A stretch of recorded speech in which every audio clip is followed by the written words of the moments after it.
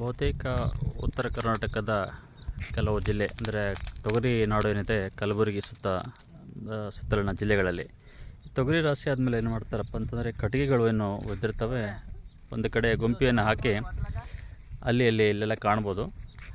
ಇದು ಮೇ ತಿಂಗಳಲ್ಲಿ ಅಥವಾ ಏಪ್ರಿಲ್ ಮೇ ತಿಂಗಳಲ್ಲಿ ಮಾಡೋದು ಸರ್ವೇ ಸಾಮಾನ್ಯ. ಹೊಲದಲ್ಲಿ ಗುಂಪಿ ಹಾಕಿರ್ತಕ್ಕಂಥ ತೊಗರಿ ಕಟ್ಟಿಗೆಯ ದಂಟುಗಳನ್ನು ಗುಂಪಿ ಮಾಡಿ ಅದಕ್ಕೆ ಈ ಥರ ಉರಿಯನ್ನು ಹಚ್ತಾರೆ. ಈ ಪದ್ಧತಿ ಸೈಂಟಿಫಿಕ್ಕಾಗಿ ಒಂದು ಒಪ್ಪುವಂಥದ್ದಲ್ಲ. ಆದರೂ ಸಹಿತ ರೈತರು ತಮ್ಮ ಹೊಲವನ್ನು ಸ್ವಚ್ಛ ಮಾಡಲು ಈ ಒಂದು ಪದ್ಧತಿಯನ್ನು ಅನುಸರಿಸ್ತಾರೆ.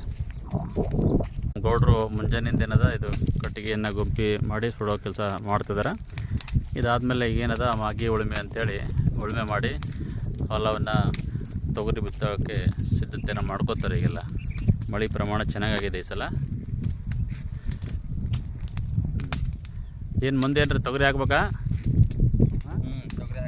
ಹಾಂ ನೋಡಿರಿ, ಬಾಂದೆ ಗಟ್ಟ ಅಂತ ಹೇಳ್ತೀವಿ. ಗಟ್ಟಿಗೆಲ್ಲ ಬೆಳೆದಿದ್ದು ಈ ಬೇಸಿಗೆನಾಗೆಲ್ಲ ಹುಲ್ಲು ಬೆಳೆದು ಒಣಗಿರ್ತದೆ ರೀ. ಇದಕ್ಕೂ ಕೂಡ ಒಂದು ಸ್ವಲ್ಪ ಉರಿ ಹಚ್ಚೋ ಮೂಲಕ ಗಟ್ಟನ್ನು ಸಾಫ್ ಮಾಡ್ಕೋತೀವಿ. ಮತ್ತು ಯಥಾ ಪ್ರಕಾರ ಪ್ರತಿ ವರ್ಷದಂತೆ ಮಳೆ ಬಾದ ಕೂಡಲೇ ಹುಲ್ಲು ಮತ್ತು ಇನ್ನಿತರ ಕಂಟಿ ಗಿಡಗಳು ಬೆಳೆದು ಬಿಡ್ತಾವೆ ರೀ.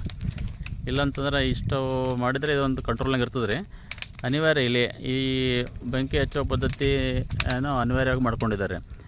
ಬೇರೆ ಕಟಾವು ಮಾಡೋದ್ರಿಂದ ಮತ್ತು ಬೀಜಗಳು ಸಹಿತ ಹೆಚ್ಚು ಹುಟ್ಟುತ್ತವೆ.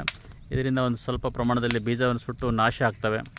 ಹಾಗಾಗಿ ಈ ಒಂದು ಬೆಂಕಿ ಹಚ್ಚೋ ಒಂದು ಪದ್ಧತಿಯನ್ನು ಈ ಭಾಗದಲ್ಲಿ ಪ್ರಚಲಿತದಲ್ಲಿ ಇದೆ. ರೈತರು ಇದು ಕೂಡ ಈ ಥರ ಮಾಡ್ಕೊಂಡು ಬಂದಿದ್ದಾರೆ.